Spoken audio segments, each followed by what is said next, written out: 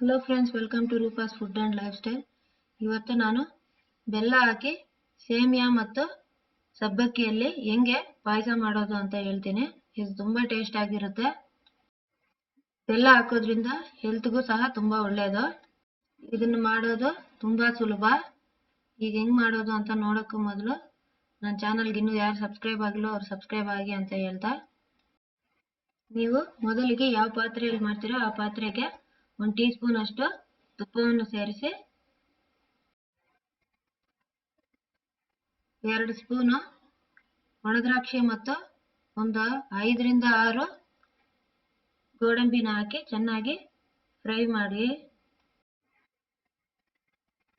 ಅದನ್ನು ತೆಗೆದು ಪಕ್ಕಕ್ಕೆ ಇಟ್ಕೊಂಡು 1 ಕಪ್ ಶಾವಿಗೆ ಮತ್ತು 1 ಕಪ್ ಸಬ್ಬಕ್ಕಿನ ಸೇರಿಸಿ ಎರಡನ್ನು ಅದೇ ಪಾತ್ರೆಗೆ ಚೆನ್ನಾಗಿ ಗೋಲ್ಡನ್ ಕಲರ್ ಬರೋವರೆಗೂ ಫ್ರೈ ಮಾಡಿ. ಈ ತರ ಬಂದ್ಮೇಲೆ ಇದಕ್ಕೆ ಕೆಲವರು ಸಬ್ಬಕ್ಕಿನ ಸಪರೇಟ್ ಆಗಿ ಬೇಯಿಸ್ಕೊಂತಾರೆ, ಯಾಕೆ ಅದು ಬೇಗನೆ ಬೇಯಲ್ಲ ಅಂತ. ಬಟ್ ನಾನು ಎರಡನ್ನೂ ಇಲ್ಲಿ ಸೇರಿಸಿ ಬೇಯಿಸ್ತಾ ಇದ್ದೀನಿ. ಇದಕ್ಕೆ 2 ಗ್ಲಾಸ್ ಅಷ್ಟು ನೀರನ್ನ ಸೇರಿಸಿ ಸೇಮಿಯಾ ಮತ್ತು ಸಬ್ಬಕ್ಕಿ ಒಂದು 75% ಅಷ್ಟು ಬೇಯೋವರೆಗೂ ಮೀಡಿಯಂ ಲೋ ಫ್ಲೇಮಲ್ಲಿ ಇಟ್ಕೊಂಡು ಬೇಯಿಸ್ಕೊಳ್ಳೋಣ.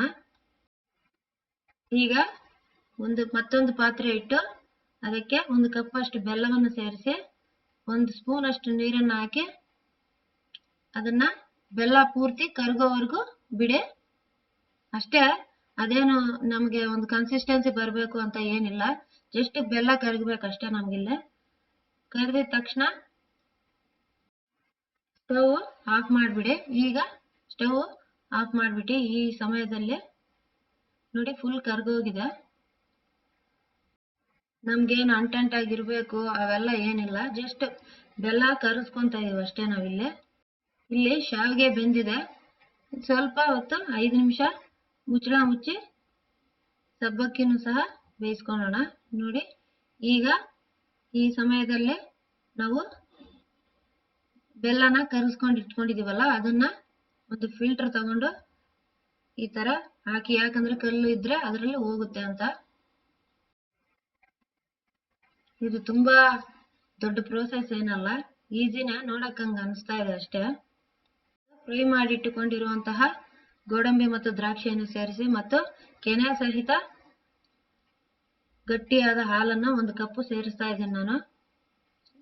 ನೋಡಿ, ಅದು ಮೆಲ್ಟ್ ಆದ್ರೆ ತುಂಬಾ ತಿಕ್ಕಾಗಿ ಬರುತ್ತೆ ಪಾಯಸ, ಚೆನ್ನಾಗಿರುತ್ತೆ ಕೆನೆ ಎಲ್ಲ ಟೇಸ್ಟ್. ಹಾಗೆಯೇ ಒಂದು 5 ನಿಮಿಷಗಳ ಕಾಲ ಕುದಿಯಲಿಕ್ಕೆ ಬಿಡಿ. ಈ ಸಮಯದಲ್ಲಿ ನಾವು ಕೊಬ್ಬರಿನ ತುರಿದಿಟ್ಟುಕೊಂಡಿರುವಂತಹ ಅರ್ಧ ಕಪ್ಪನ್ನು ಸೇರಿಸಿ ಚೆನ್ನಾಗಿ ಮಿಕ್ಸ್ ಮಾಡಬೇಕು. ನೋಡಿ, ಆ ಕನ್ಸಿಸ್ಟೆನ್ಸಿ ಸಹ ತಿಕ್ಕಾಗಿ ಬಂದಿದೆ. ಹಿಂಗಿದ್ರೆ ಚೆನ್ನಾಗಿರುತ್ತೆ ಪಾಯಸ ಸಹ. ತುಂಬಾ ನೀರಾಗೂ ಅಲ್ಲ, ತುಂಬಾ ಗಟ್ಟಿಯಾಗೂ ಅಲ್ಲ, ಈ ತರ ಇದ್ರೆ ಚೆನ್ನಾಗಿರುತ್ತೆ. ಈಗ 2 ಏಲಕ್ಕಿನ ಕುಟ್ಟಿ ಇದಕ್ಕೆ ಸೇರಿಸಿ ಒಂದ್ಸಾರಿ ಮಿಕ್ಸ್ ಮಾಡಬೇಕು ಅಷ್ಟೇ. ಎಷ್ಟೋ ರುಚಿಯಾದ ಪಾಯಸಂ ರೆಡಿ ಆಗಿದೆ. ತುಂಬಾ ಈಸಿ ಆಗಿದೆ ಅಲ್ಲ. ಇದನ್ನ ನೀವು ಮನೆಯಲ್ಲಿ ತಪ್ಪದೆ ಟ್ರೈ ಮಾಡಿ. ನಿಮ್ಗೆ ಇಷ್ಟ ಆಗಿದ್ರೆ ಈ ವಿಡಿಯೋ ತಪ್ಪದೆ ಲೈಕ್ ಮಾಡಿ, ಶೇರ್ ಮಾಡಿ, ಸಬ್ಸ್ಕ್ರೈಬ್ ಆಗೋದು ಮರಿಬೇಡಿ.